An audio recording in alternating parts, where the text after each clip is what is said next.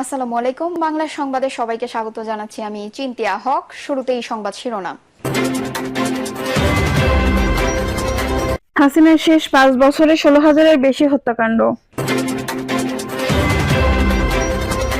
এদিকে একদিনের জন্য হলেও শেখ হাসিনাকে আয়নাঘরে যেতে হবে বলছেন ফারুক। জানাবো হামলাকারীকে ক্ষমা করলেন বিএনপি নেতা ইশরাক। জীবন দিয়ে হলেও জামায়াতের সদস্যরা বাংলাদেশের ভূখণ্ড রক্ষা করবে বলছেন রফিকুল ইসলাম খান।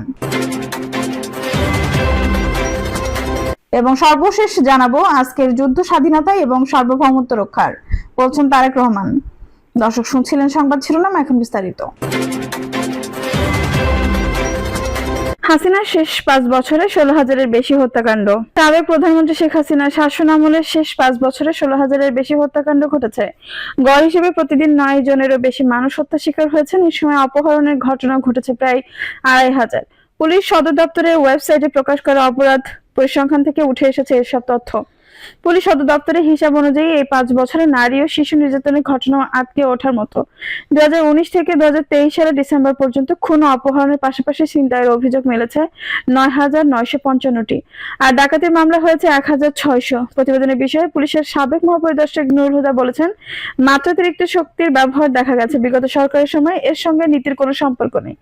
গদি টিকিয়ে রাখতে আইনশৃঙ্খলা বাহিনীকে খেয়ালখুশি মতো ব্যবহার করেছে হাসিনা সরকার, তাতে অপরাধ বেড়েছে হু হু করে। মানবাধিকার কর্মী নূর খানের ধারণা, মামলা নথি ঘেটে যে পরিসংখ্যান মিলেছে বাস্তব অবস্থা ছিল তার চেয়ে ভয়াবহ। তার ভাষ্য, গত 5 বছরের যে পরিসংখ্যানটি পুলিশ দেখাচ্ছে সেখানে সব ধরনের অপরাধে মানুষ মারা গেছে। এর একটি বড় অংশ আইন শৃঙ্খলা রক্ষাকারী বাহিনীর হাতে নির্যাতনে অথবা তথাকথিত ক্রস ফায়ারের নামে হত্যাকাণ্ডের শিকার হয়েছে। নূর খান বলেন, এই ধরনের মানবতা বিরোধী অপরাধে যেন পুনরাবৃত্তি না হয় সেজন্য বিগত 15 বছরে সংঘটিত সব অপহরণ, নির্যাতন ও গুম খুনের ঘটনা তদন্ত হওয়া উচিত। অন্তর্বর্তী সরকার কিশোর গ্যাংয়ের বিরুদ্ধে ব্যবস্থা নিলে সামাজিক অপরাধ কমে আসবে বলে মনে করেন তিনি। একদিনের জন্য হলেও শেখ হাসিনাকে আয়নাঘরে যেতে হবে বলছেন ফারুক। শুনেছেন শেখ হাসিনাকে একদিনের জন্য হলেও আয়নাঘরে যেতে হবে বলে মন্তব্য করেছেন বিএনপি চেয়ারপারসন উপদেষ্টা জয়নুল আবেদিন ফারুক।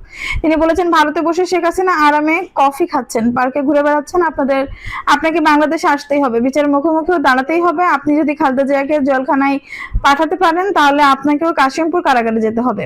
ভারতের উদ্দেশ্যে জয়নুল আবেদিন ফারুক বলেন, আপনারা দয়া করে সোজা হয়ে যান। বিজয় দিবস নিয়ে মমতা কি বললো, মোদী কি বললো, তাতে আমাদের কিছু আসা যায় না। বিএনপি 3টি সংগঠন আগরতলার উদ্দেশ্যে লং মার্চ করেছে। আগরতলার পাশে ব্রাহ্মণবাড়িয়া আছে, ভারতের জন্য ব্রাহ্মণবাড়িয়া যথেষ্ট।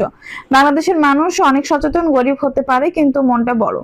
তিনি বলেন, জাতীয়তাবাদী শক্তিকে নষ্ট করার জন্য আবার ষড়যন্ত্র চলছে। শহীদ জিয়ার জনপ্রিয়তাকে নষ্ট করার ষড়যন্ত্র চলছে। দেশে আওয়ামী লীগের লোকজনে ঝামেলা সৃষ্টি করে বিএনপির উপর দায় চাপানোর চেষ্টা করছে। বাংলাদেশে অন্য ধর্মের মানুষ ভালো আছে।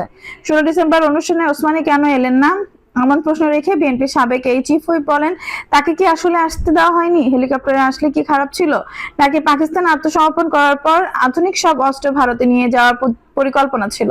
আপনারা সহযোগিতা করেছেন তাই আমরা কৃতজ্ঞ, কিন্তু পাকিস্তানের 500 টাকার নোটগুলো আপনারা নিয়ে গেছেন। তখন ইন্ডিয়া 1 টাকা, পাকিস্তানের 1 টাকা কত ছিল? অন্তর্বর্তী সরকারের প্রতি আহ্বান জানিয়ে তিনি বলেন, ওদের কথা চিন্তা করার দরকার নেই, বাংলাদেশের মানুষ কথা চিন্তা করুন। সামনে রোজা আসছে, আওয়ামী লীগের কোনো লোকজন যাতে সিন্ডিকেট না করতে পারে সে বিষয়ে দৃষ্টি রাখুন। হামলাকারীকে ক্ষমা করলেন বিএনপি নেতা ইশরাক। নিজের উপর হামলার প্রতিশোধ না নিয়ে উল্টো হামলাকারীকে ক্ষমা করে দিয়ে উদারতা ও মহানুভবতা পরিচয় দিয়েছেন বিএনপির আন্তর্জাতিক বিষয়ক কমিটির সদস্য, ঢাকা মহানগর দক্ষিণ বিএনপি সিনিয়র সদস্য ইঞ্জিনিয়ার ইশরাক হোসেন। এমনকি নিজের করা মামলার এজাহারভুক্ত আসামি হলেও আটকের পর শিক্ষার্থীদের অনুরোধে অভিযোগ তুলে নিয়ে তাকে ছেড়ে দেওয়ারও ব্যবস্থা করেন। মঙ্গলবার রাতে রাজধানীর কোতোয়ালি থানায় এই ঘটনা ঘটে। জানা যায়, 2022 সালের 4 ডিসেম্বর ঢাকা বিভাগীয় মহাসমাবেশকে ঘিরে পুরান ঢাকার জনসংযোগে জগন্নাথ বিশ্ববিদ্যালয়ের সামনে ছাত্রলীগের ব্যাপক হামলার শিকার হন বিএনপি নেতা ইশরাক হোসেন। সেই মামলার ঘটনায় তখন থানায় কোনো মামলা না নিলেও পরবর্তীতে আদালতে মামলা করেন তিনি। সেই মামলার এজাহারভুক্ত আসামি হিসেবে বিশ্ববিদ্যালয়ের 4th বর্ষের শিক্ষার্থী মাইনুদ্দিন শনাক্ত করেন চাবি সাধারণ শিক্ষার্থীরা। পরে তাকে রাত আনুমানিক 10টার দিকে ধরে নিয়ে রাজধানীর কোতোয়ালি থানায় সোপর্দ করেন বিশ্ববিদ্যালয় ছাত্রদল নেতারা। আটকের খবরে মাইনুদ্দিনের আইন বিভাগের বন্ধুরা বিএনপি নেতা ইশরাক হোসেনের সঙ্গে দেখা করতে যান, তার বাসায় যান।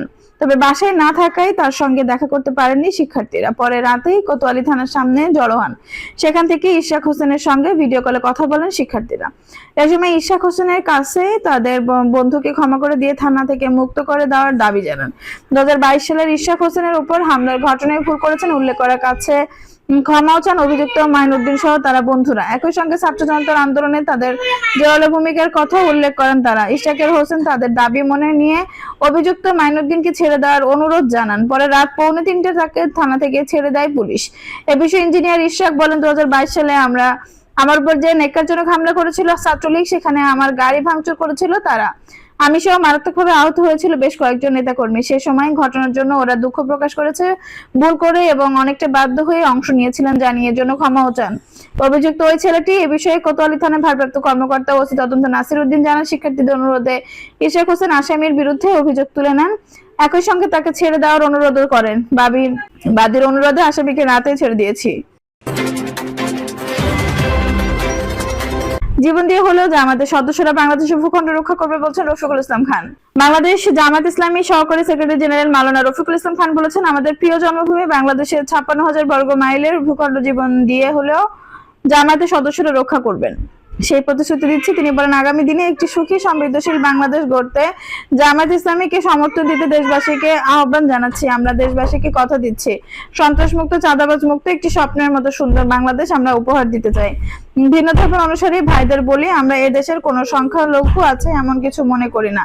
আমরা সবাই এদেশের বৈধ নাগরিক। মাওলানা রফিকুল ইসলাম খান বলেন, বর্তমান অন্তর্বর্তী সরকারের কাছে অনুরোধ জানাতে চাই, অবিলম্বে ফ্যাসিবাদের দোষরদের চিহ্নিত করে রাষ্ট্রীয় সব দায়িত্ব থেকে তাদের অব্যাহতি দিতে হবে। দোষরদের বিচার কাঠগড়ায় দাঁড় করিয়ে জাতিকে কলঙ্কমুক্ত করতে হবে। আর দেশে যারা সৎ, নিষ্ঠাবান ও বঞ্চিত অফিসার আছেন, দায়িত্ব পালনে সক্ষম আছেন, তাদের দ্রুত যথাযথ সম্মান দিয়ে রাষ্ট্রীয় দায়িত্ব পালনের সুযোগ করে দেন। সেই সঙ্গে দাবি জানাতে চাই, দ্রুত নতুন ভোটার তালিকা তৈরির ব্যবস্থা গ্রহণ করতে হবে। নির্বাচন কমিশন অফিস থেকে বলা হয়েছে, উপজেলা নির্বাচন অফিসে গিয়ে ভোটার হতে হবে। তাদের প্রশ্ন ছুড়ে রফিকুল ইসলাম খান বলেন, সরকারি অফিসে বসে তাহলে আপনাদের কাজটা কি? গত ফ্যাসিস্ট সরকারের সময় প্রায় 2 কোটি ভুয়া ভোটার বানানো হয়েছে। নির্বাচন কমিশনাররা আপনাদের দায়িত্ব সম্পর্কে এখনই সচেতন হন, না হলে মানুষ আপনাদের ধিক্কার জানাবে। সামনের সঠিক জনমত প্রকাশের স্বার্থে নতুন ভোটার তালিকা করতে হবে। আমরা প্রত্যাশা করি আগামী দিনে এই বাংলাদেশ হবে ইসলামী আদর্শের আলোকে সত্যিকার আধুনিক বাংলাদেশ। আজকে যুদ্ধ, স্বাধীনতা এবং সার্বভৌমত্ব রক্ষার বলছেন তারেক রহমান। বিএনপির ভারপ্রাপ্ত চেয়ারম্যান তারেক রহমান বলেছেন, আজকের যুদ্ধ স্বাধীনতা এবং সার্বভৌমত্ব রক্ষার যোদ্ধা আমরাই সবাই। এই যুদ্ধ যদি জয়ী হতে হয় তাহলে অনবরত আমাদের সংগ্রাম চালিয়ে যেতে হবে।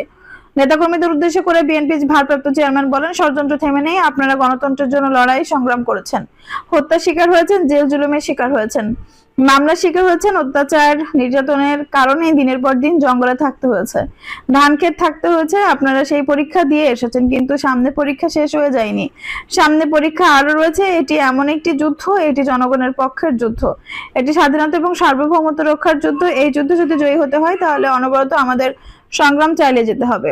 উপস্থিত নেতাকর্মীদের উদ্দেশ্যে তারেক রহমান বলেন, আমাদের যদি এই নির্বাচনে ফুল সিরাত পার হতে হয় তাহলে জনগণের পেছনে আমাদের থাকতে হবে, জনগণের সঙ্গে থাকতে হবে এবং জনগণকে আমাদের সঙ্গে রাখতে হবে। নেতাকর্মীদের উদ্দেশ্য করে তিনি আরো বলেন, আপনার দলের বিরুদ্ধে, আপনার দেশের বিরুদ্ধে ষড়যন্ত্র কিন্তু থেমে নেই। দুষ্ট লোকেদের দুষ্টামি কিন্তু থেমে নেই, সেটি আমাদের দলের বাইরেই হোক বা দলের ভেতরেই হোক, সেটি আমাদের দেশে হোক বা দেশের বাইরেই হোক। কারণ দেশের অর্থ সম্পদ, প্রাকৃতিক সম্পদের দিকে অনেক লোভ দৃষ্টিতে তাকিয়ে থাকে। এদেশের মধ্যে যদি বিশৃঙ্খলা লাগিয়ে রাখা যায়, জনসমর্থনহীন সরকার, যারা জনগণকে রিপ্রেজেন্টেটিভ করে না, এমন সরকারকে যদি ক্ষমতা রাখা যায় তাহলে এদেশ থেকে অনেক কিছু লুটে পড়ে নিয়ে যেতে পারবে। তারেক রহমান বলেন, যারা দেশের কথা বলবে, দেশের কথা চিন্তা করবে, এরকম কেউ যদি ক্ষমতায় থাকে তাহলে দেশের স্বার্থ, জনগণের স্বার্থ নিরাপদ থাকবে। যারা শকুনের দৃষ্টিতে দেশের অর্থ সম্পদ, প্রাকৃতিক সম্পদের দিকে তাকিয়ে রয়েছে, তখন তারা 10 বার চিন্তা করবে। তিনি বলেন, 5 আগস্টের পূর্ব পর্যন্ত আমাদের সংগ্রাম ছিল স্বৈরাচারকে সরিয়ে দেওয়া। আলহামদুলিল্লাহ, আমাদের বাংলাদেশের মানুষের সমর্থন দলবদ নির্বিশেষে আমরা সক্ষম হয়েছি বিদায় করে দিতে। দেশের মানুষ স্বৈরাচারকে পালিয়ে যেতে বাধ্য করেছে। এখন সংগ্রাম দেশের স্বাধীনতা রক্ষার, সার্বভৌমত্ব রক্ষার। একই সঙ্গে দেশ গড়ার সংগ্রাম শুরু হয়েছে। রাজনৈতিক অধিকার, রাজনৈতিকভাবে দেশের মানুষের অধিকার ফিরে দেওয়া, একই সাথে দেশের মানুষের অর্থনৈতিক ভিত্তিতে মজবুত করার যে সংগ্রাম, সেই সংগ্রাম শুরু হয়েছে। এই সংগ্রামের নেতৃত্ব দিতে পারবেন শুধু আপনারাই, কারণ বিএনপি দিতে পারবে। দর্শক, এই ছিল এখনকার সর্বশেষ সংবাদ। নিশ্চয়ই ভালো লাগলো, অবশ্যই একটা লাইক দিন, কমেন্টে আপনার মূল্যবান মতামত জানান। সবসময় আমাদের পাশে থাকতে সাবস্ক্রাইব করে বেল বাটনটি অন করে রাখুন। ধন্যবাদ।